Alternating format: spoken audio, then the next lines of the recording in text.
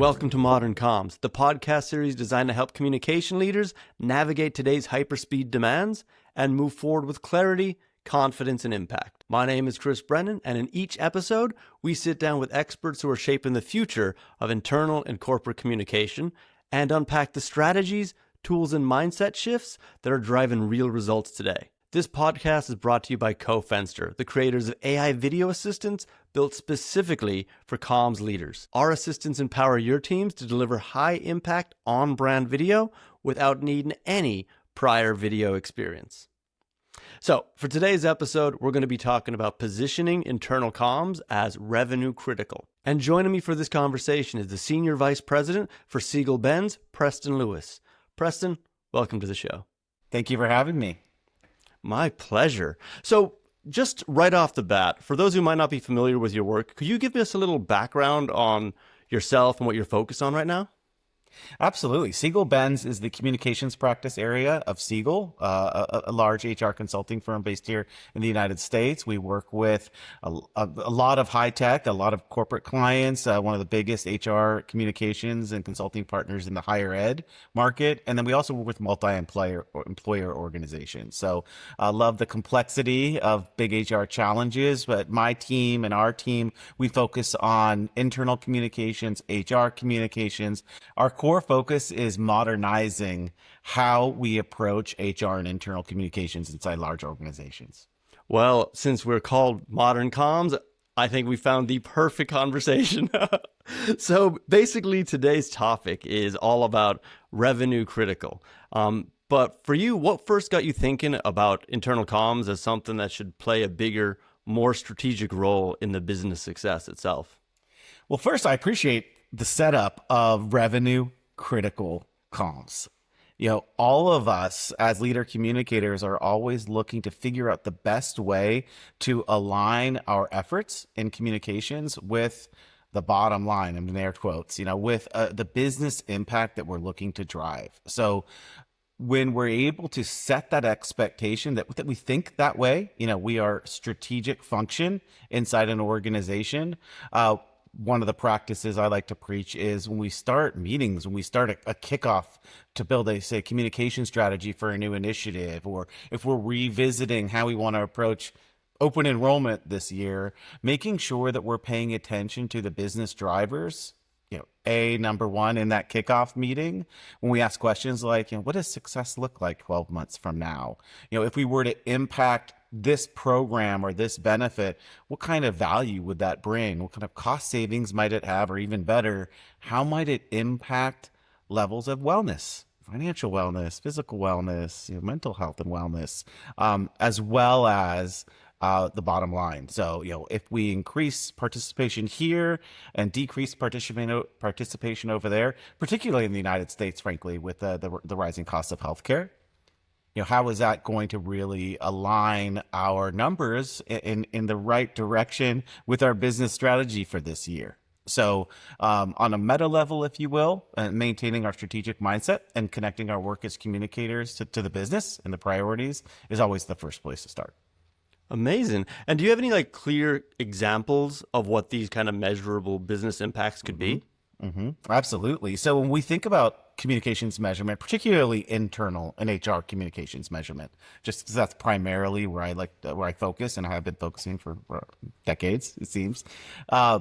When we think about meta, or I should say, we think about macro and micro measurement in the context of comms. So on a macro level, we're looking at, in some cases, things that are connected to other initiatives or functions. So for example, employee engagement.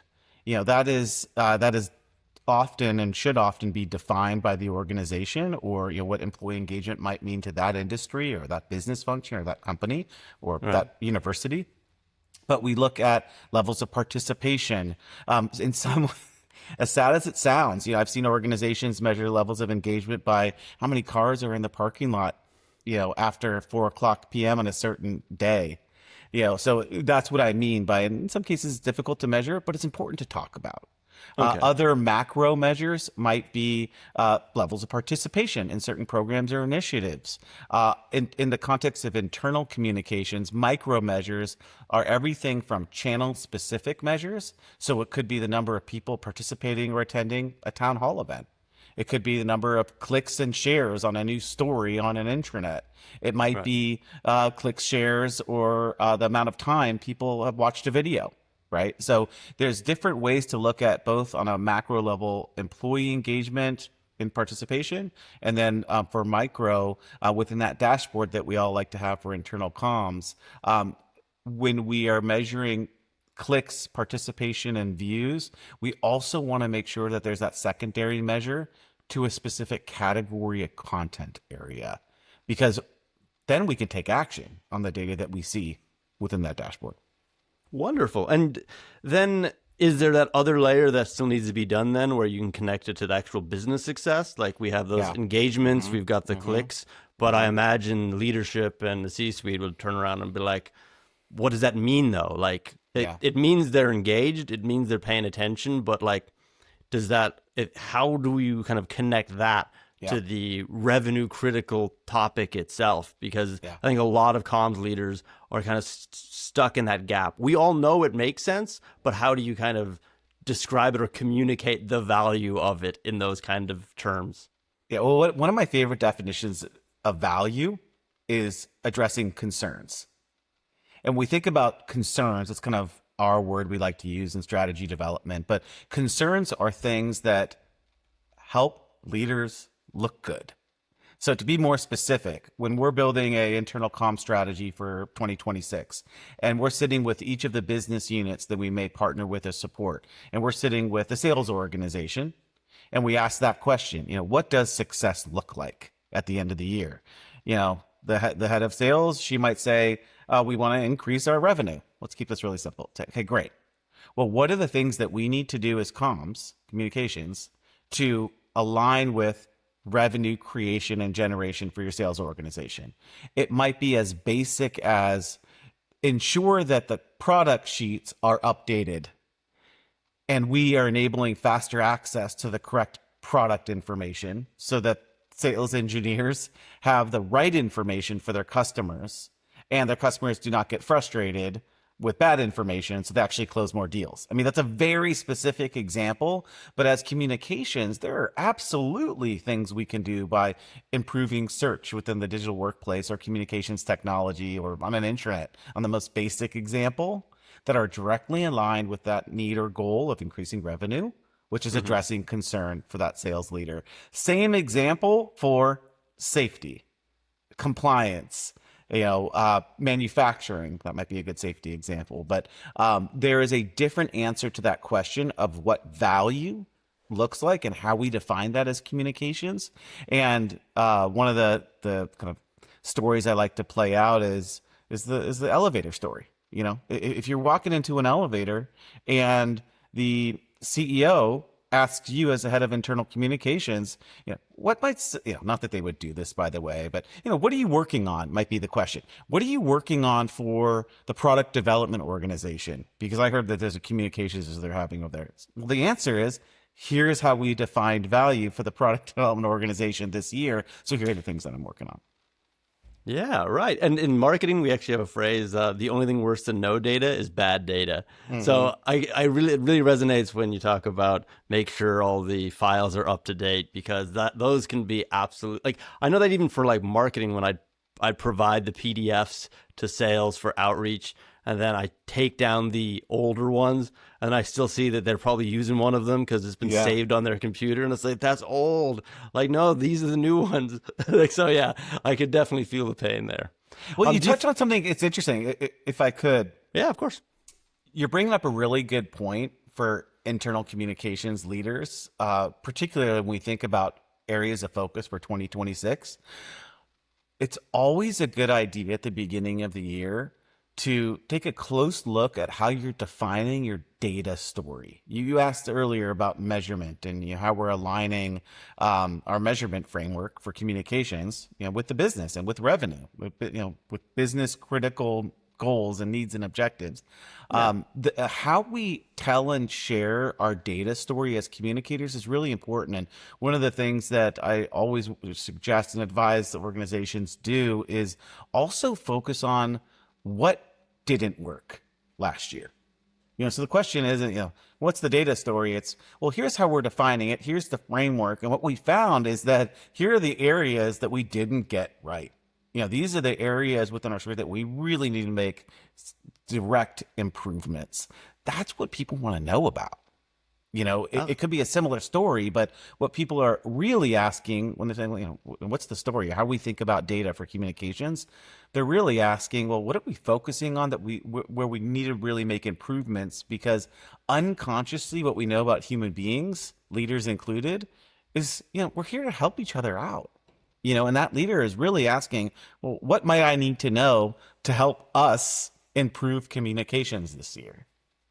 Yeah, and do you think that there's a bit of a barrier or with internal comms where when they're asked that question, they feel forced to say something when actually this is a great opportunity to ask a question back of, well, would you like to tell me a little bit more about what your goals are? And we'd love to see how we can help. Because what I'm finding out is a lot of these comms leaders are feeling like they have to force an answer out then and there rather than just patiently just considering it and going, let me understand the objectives, the obstacles, and the goals that are aligned to this project. And from that point, I can properly detail how we can help. And I think there's always a gap there because they'll come in a room and the problem has been discussed and it's like, what are you doing to help? And it's like, maybe first off, inform me, communicate to me. Well, one of the biggest mistakes that often leaders of all types, of all functions, including communication leaders, make is being too optimistic. And as a serial optimist, I have this problem, but it's something I'm very conscious of. Obviously, that's why I'm bringing it up. It's important that we're not always all good all the time. That to your point, we need to also be clear around the things that are not working. And so, when, we just talked about it a minute ago, but when we are speaking with leaders, really people at all levels of an organization, people managers is a great example. When we're talking to people managers about improving communication, we really need to be clear on the 1, 2, or 3 things, no more, that are very actionable and very doable in terms of how we can improve communication. So, this is, I think, a really great example because there's no question that if you look at the top 5 priority areas for needs improvement right now for communication leaders inside organizations, it's people manager communications and effectiveness. It's very difficult to do, especially in today's age with the levels of uncertainty and concern that people have about the jobs and the opportunity to grow, or the concerns they have around how much they're maybe being paid or the benefits that are being offered. So when we're looking to improve people manager communications and effectiveness, it's really important to say here are the 2 things that we're really focusing on.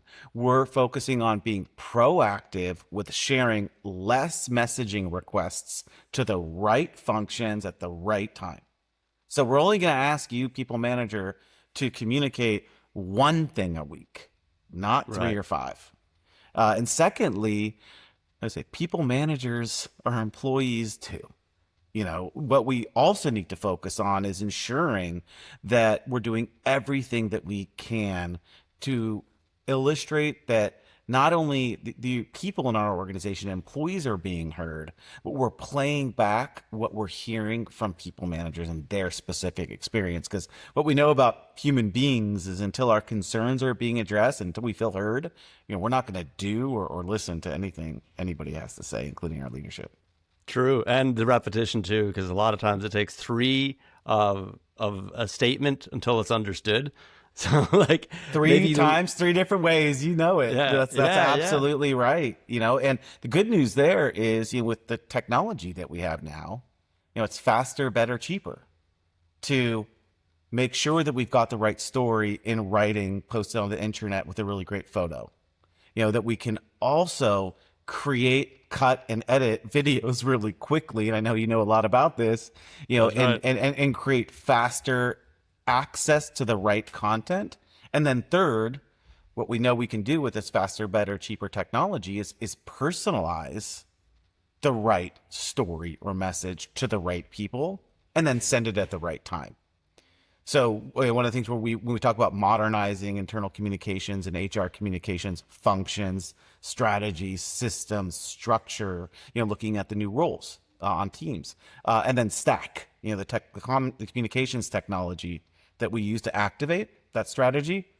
We spend a lot of time not just building personas, but then taking those personas and having them inform, okay, to your point, 3 times, 3 different ways.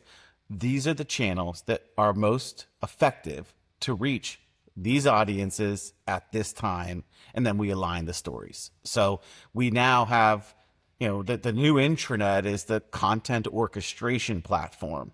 And we need to be really thoughtful about the ways that we're telling similar stories. Sometimes it can be just that one image that grabs people. And other times, it might be that audio, and podcast. We're seeing those numbers click up a bit. We want to make sure that someone has a easy access to a listen now button beyond having to sit there and read, because we know that time and attention is only decreasing for everyone. Absolutely. And we're seeing it from our side, particularly with the video. Like, we have an AI video agent, Theo. It's text to video. So what people are doing is taking transcriptions, or they're taking the slide decks and they're converting that into like a 90-second dynamic video. And they're putting that on their intranet to accompany the text. So as you say, it's a different way to communicate the same information, but at least the people who are more driven by video rather than reading will actually get the priority information. You can give somebody the book and say, study this, there's a quiz on Friday, but some people just go, no, just give me the need to knows, because I have a million things to do. So when you diversify the type of content, it really gives everybody a chance to connect and engage with it. And from our side, we're seeing a lot of opportunities rise when it comes to video, because AI video agents themselves are opening up video for the first time to internal comms, who normally would have to go to a different department and go, I was asked to make this by Friday. Do you have time? And the person says, no, I don't have time. Actually, if we could turn the tables a bit, I know this is your podcast, but one of the questions I'm curious about, and no pressure, maybe you can get back to us with the answer, is when you look at the clients that are using your platform and how they're using video content, are you able to either tell inside the platform or continue to poll customers and users how often they're repurposing the same video content internally and externally? When we're seeing the rise of modern channels and digital channels in particular for certain segments, Gen X, for example, Instagram still is very big. And we're seeing organizations truly leverage Instagram as one of the most popular communication channels. And that means internally and externally. How thoughtful we're being with sharing great stories of what it means to work in an organization, and easy access to share to social networks to increase attraction and the number of friends that are applying for job opportunities, as a specific example, or the amount of customers that may be buying a service or a product. As a communications junkie, I'm always curious about video consumption, but also how organizations are repurposing great content that we know is applicable for both internal audiences and external.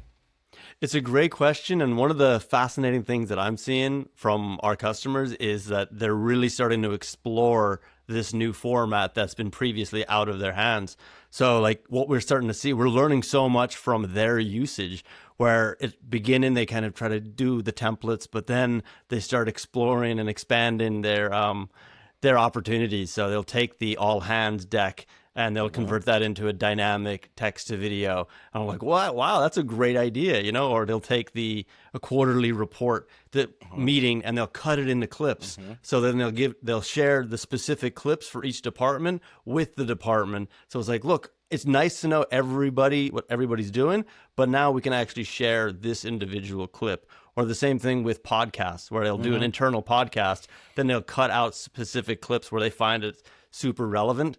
And that's one thing that I'm really enjoying. It's actually more of like an evolution of the internal comms role to become more video focused. And then they start going on camera to do the interview. So they become basically the internal podcaster. But now they have the ability to edit it and distribute it in a complete on brand and professional manner. And like for me, I just love to see that. It's a new toy and now they get to have so much fun with it. And we get to learn from them too. And we're like, oh, we should tell these other clients that these guys have done this, because that's quite an exciting use case that we didn't even think of yet.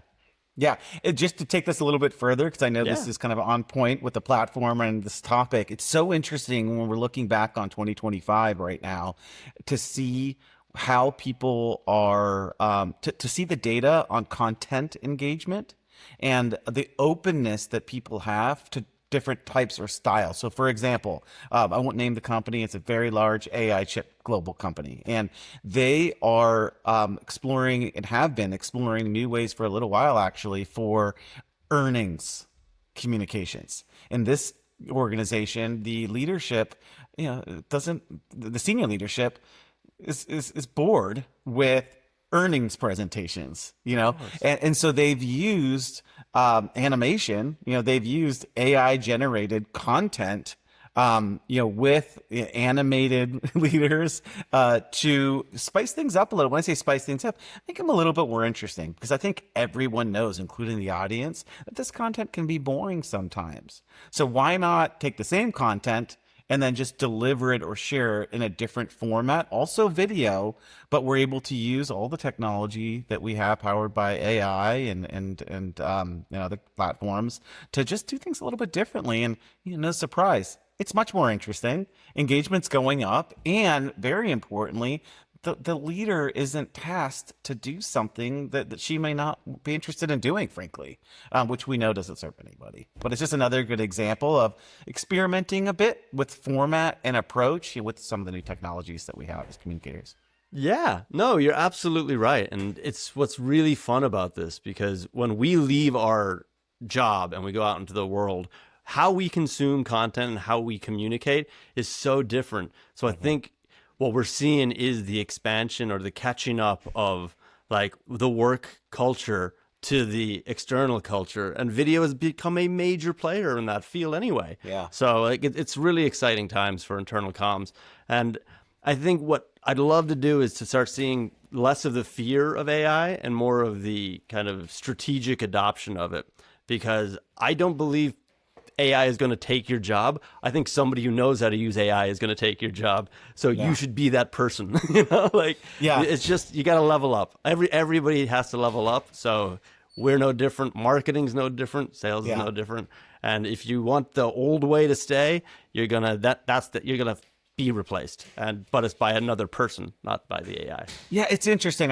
This is a great opportunity to touch on this. We've defined this AI trust spectrum, we call it. And it's actually more of a maturity path, where we are finding that those that are making the decisions about how and when we're using AI-powered technology, those that are making decisions are often further away from the day-to-day usage of the technology. So, what's happening inside organizations are people are feeling like there's decisions being made and this is being done to them.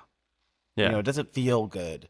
And what we're finding is that we need to really look at, closing that gap and involving those users in some of the decisions. And so to be really specific, we do a lot of work with defining communications technology roadmaps. So, what we assess the ecosystem. This is what our communications technology stack looks like today. Here's the duplicate feature sets. Here's what's not working. And, where might we need to be 12, 18, 24 months from now? We only know so much about AI technology 12 months from now, that's for sure. But at least we can begin to assess how long it's taken over the past 12 months to use technology or not. how long are people still, resisting the usage, and what can we do differently? And no surprise, co-creation works, including others and those that use technology in the conversation early is an effective practice. So to be really specific, the best work we're seeing now to increase the adoption of AI powered tools and technology and platforms inside of organizations is to take a close look at your listening strategy, make sure that you're asking the right questions the right ways so people feel involved in the work. And then next, really define a variety of paths so people can kind of choose their own adventure. Somebody may be a bit more open to trying new things. Others might not so much, and so that the multiple learning paths is also really important. And then to contextualize this change, this rapid change and transformation, as we often call it, powered by AI in today's work world, be sure that you're defining, in our communications context, the narrative, the collection of stories that resonate for the right people for the right reasons. And as we said earlier, tell those stories on the right channels, but defining that change narrative, that's what we call it. But what that really means is that people feel like we're being honest and realistic about the pace of change, and that's the right work to do right now. Excellent. Yeah, it's true. And we see that with cofenster and the AI video agents that we have, because sometimes when we get in those initial conversations with comms leaders, they're worried about like, oh no, I don't want to replace, like some people like to read and say, no, this isn't a replacement. It's and or, not or. It's like you have to supplement and deliver the same info 3 times, 3 different ways. I think is the recurrent beat that we keep coming to. But whenever you speak about kind of like auditing these internal comms formats and channels, have you actually seen anything in particular that is recurring to you that is outdated? Or on the flip side, are you seeing something that's more underused or underutilized when it comes to the format or the channels of internal comms? Absolutely. So thank you. That's a great question. So when we're looking at, again, assessing kind of the communications ecosystem, inclusive of digital communication platforms. It's interesting because you will see organizations, say, for example, our Microsoft organizations, and they may have, for whatever reason, chosen the path of building a SharePoint powered intranet. They are, boxed in, and that could be a good thing in some cases or not, but with that stack.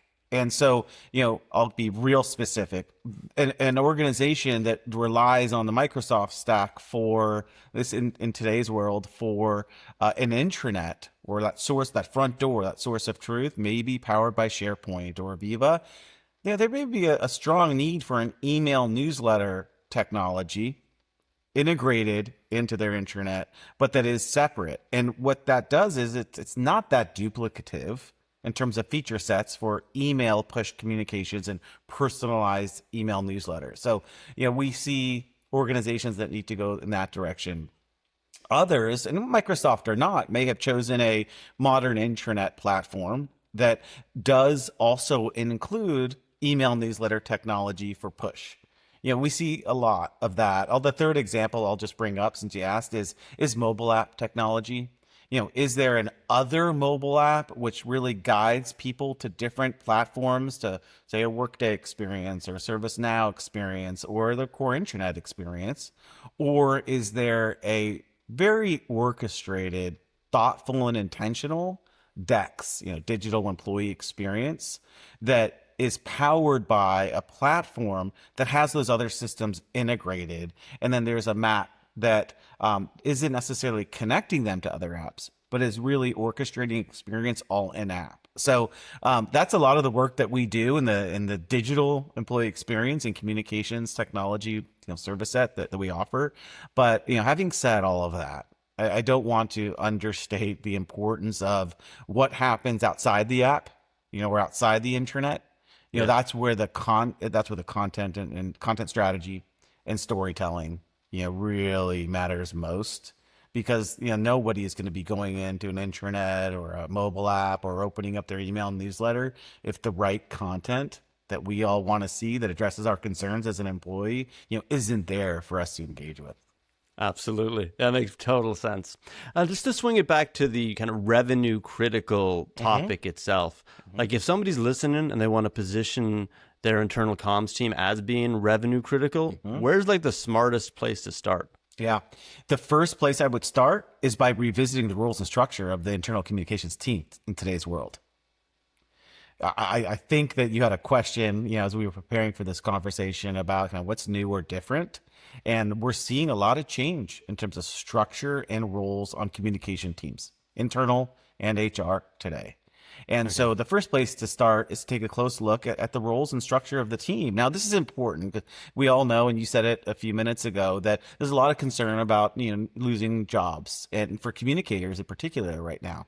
But what we have found is that before talking about what might need to change with current state, spend a moment on future state.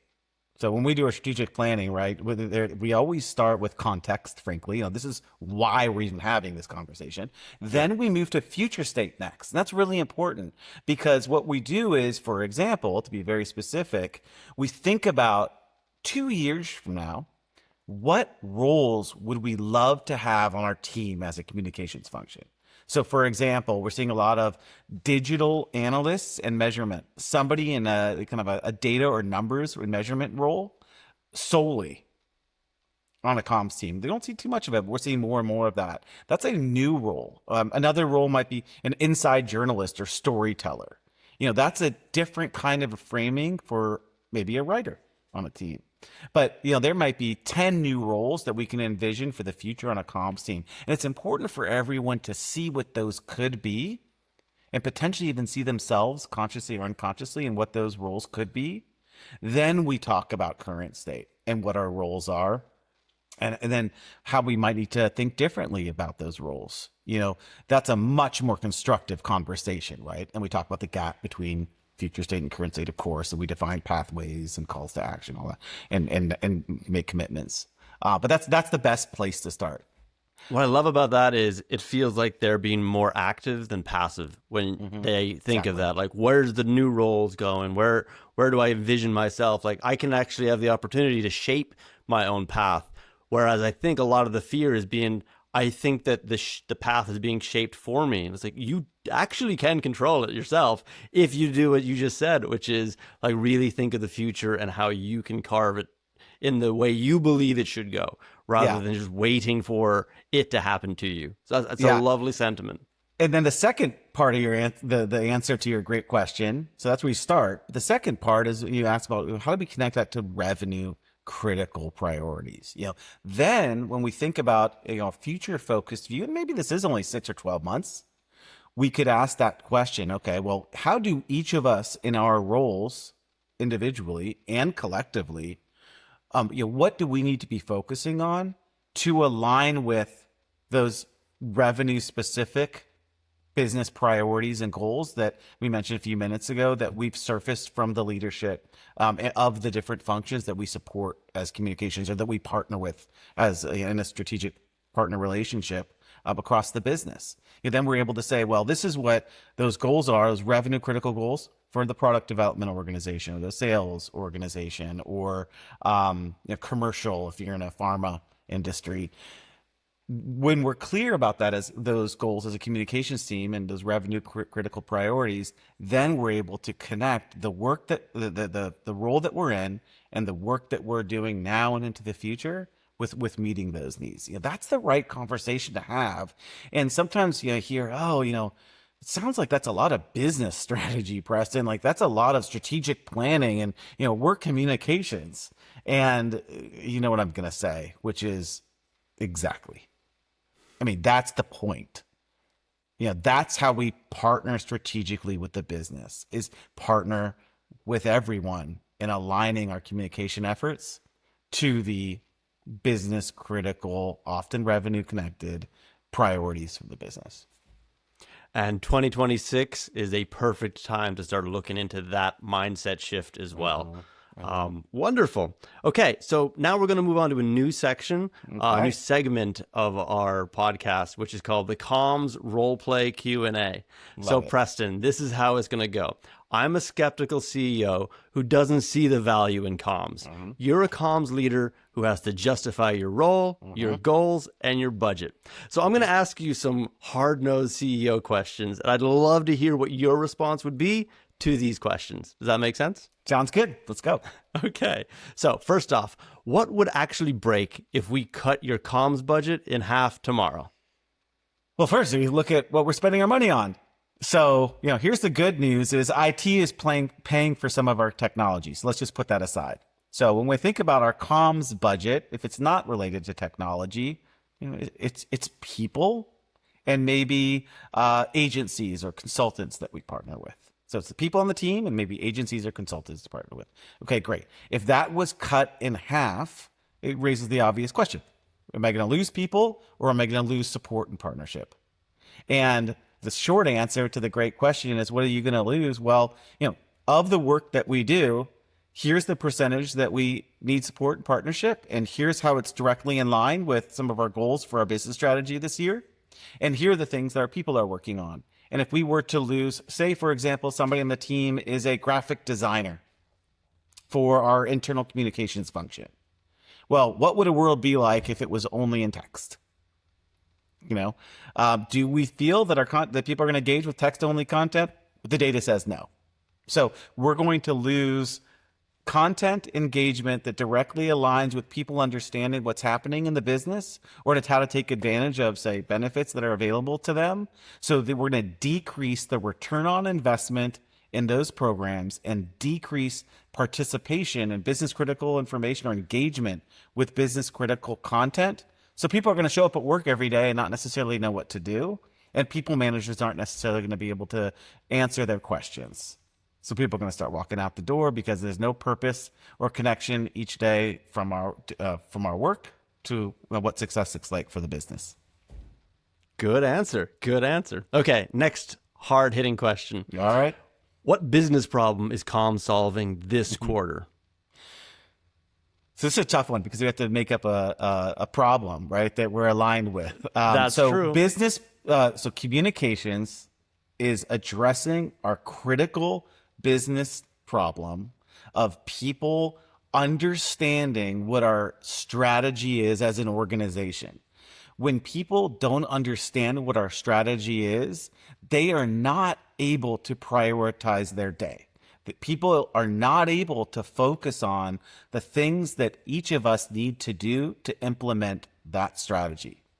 So as communications, we are facilitators of conversation and information and dialogue that directly links the work that people do every single day to the goals and what success might look like for the business. And if there's disconnect and people are not aligned with how their work impacts the success of that business strategy, then why show up at work? Because nothing feels worse than feeling like our work doesn't matter. And the only way that we're going to know that it does is when we can see the impact of our work and the overall impact that our organization is looking to make. Interesting. So we talk about engagement and alignment, but how do we know it's working? Well, great question. So let's pull apart engagement and alignment because I really think they're two different things. When we talk about engagement, is it content engagement in the context of like a tech platform, or is it employee engagement that might be defined by levels of performance or time and attention or discretionary effort? Employee engagement, as we know, can be defined in a lot of different ways. To me, we measure engagement by constantly listening and asking the right questions so that we can be tracking, where we might be versus where we were before. Do people understand the impact that their work might have on our business today? Are people doing things and focusing on making better decisions faster? Are people sharing opportunities to come work for our organization with their friends and family? Those are all indicators of high levels of engagement. Alignment is a bit different. Alignment moves from, again, micro to macro. Do I feel aligned with my individual purpose in my role and job? Is the work that I do aligned with the rest of my team or our function? And then is our team or function and our work that we do aligned with the business? So alignment's a really difficult one to measure, but the good news is we can ask basic questions like, do you see alignment from your work that you do with our business critical priorities? That's absolutely measurable. You handled that really well, because that was a question with lots of trapdoors. I bundled a couple things together, and then there's a broad interpretative point to it. So and this is exactly what is asked. And so what you started with was actually questioning the question and breaking it up, because that's what happens. Like, what do you mean by no, it's working? What does working mean? Like, you immediately went straight to that. Exactly. But this is why it's like, I'm not making these questions to be like, oh, this is a really nice one or a clean one. These are the questions they get, and they can be, you can stumble on them so easily because you're like, I'm not even sure I understand the question, but how you answer it is going to matter to the leadership. So you handled it really well. I was like, I kind of built this to be like, are you going to spot the trick here? And you did. You caught it. Got it. Good. All right. And then final question. Why should we invest in comms when sales, product, or marketing can show ROI faster? Yeah. It's a good question when you think about, again, why should we invest in communications? Simple question, right? I'll go to where I typically go. We think about kind of the essence of communications inside an organization, the context of HR, or generally speaking, technology adoption, or even externally. We think about communication. It's important to remember, just like in any relationship, whether it's with your partner or significant other on a one-to-one relationship, or the relationship that people have with their employer, one thing we know to be true about human beings, that the efficacy or the measure of any great relationship is when each of the parties feel heard. And, I like to take the stance that as communicators, we are facilitators of relationships. Our responsibility is to ensure both people and the company and the leadership both feel heard. And communications is the only function in the business that's chartered to improve that relationship. Again, bottom up, top down, and sideways. So without investing in communications inside an organization or outside, we're going to decrease the value and quality of the relationship, and nobody wins. And then the ROI on all the departments goes down. Well, ROI on everything goes down. I mean, again, communications is an enablement. It's a little controversial, and I'd love to debate this, but I do feel that communications is an enablement function. We are in the strategic position to enable the success of people on an individual level, functions, departments, initiatives, and, on a macro level, the organization, whether it's in a university or a union, a professional sports organization. There's all different types of organizations and, of course, companies. But, we are in a position to enable success with more effective relationships powered by strategic communications, unlike any function in the business. I think all of us know that, nothing is worse than feeling like somebody or some people or organization, are not listening. Mm-hmm. We have the power of making that happen. Absolutely. Yes. And that's it. Now you have passed the comms roleplay Q&A. Great job. Thank you very much. Ooh, that was fun. Yeah, that was good. Keep those coming, because I'm going to be really interested to see how other people answer those good questions. Yeah. I think it's just really funny because that's some of the questions we hear and people ask us, like how do I answer this? And it's like, why don't I just start asking the guests on the podcast, and then we'll have like a nice database, and it's good for inspiration and aspiration as well. So Preston, we're into the new year now. Like, what are some main priorities, topics, or subjects that people should be looking at from internal comms perspective right now? Thanks for that question. There's a few kind of mega trends, I like to call them, a few areas of focus that we're spending a lot of time on right now in terms of how to improve internal and HR communications, primarily moving through next year in this modern era of communications. The first is, it's interesting, we're spending a lot of time and energy positioning digital employee experience and DEX as a core business function. So that's some organizations have been doing this for a little while. And so we've been able to look to see what's been successful or not. But if anything, whether an organization or a company decides to invest in this and structure this as a new role or team or area of focus, we know a lot of companies are thinking about it. Next, information overload. The bad news with all of the faster, better, cheaper tools and technologies that we have is that there is just higher overwhelm is increasing, and information overload is a real thing, and people are starting to tune out. That's why I'll say probably the third is, that's why we need to move beyond lists and groups and make sure they're quality and they're right, and focus at that next level of, content areas and priority content to address the concerns of lists and groups, so that we can align the categories and the content and the stories to the right people for the right reasons. And so beyond information overload, the personalization is the third. If I were to surface a fourth, more strategic storytelling. We don't just check our box on the value story and the business strategy story and the wellness story just because we know it's the right thing to do. When we look at the levels of uncertainty that exist in organizations in today's world, that might be in the context of financial uncertainty, or some type of uncertainty around other types of wellness, like physical wellness. And how can I fully maximize what's available to me for my physical health and wellness in an organization?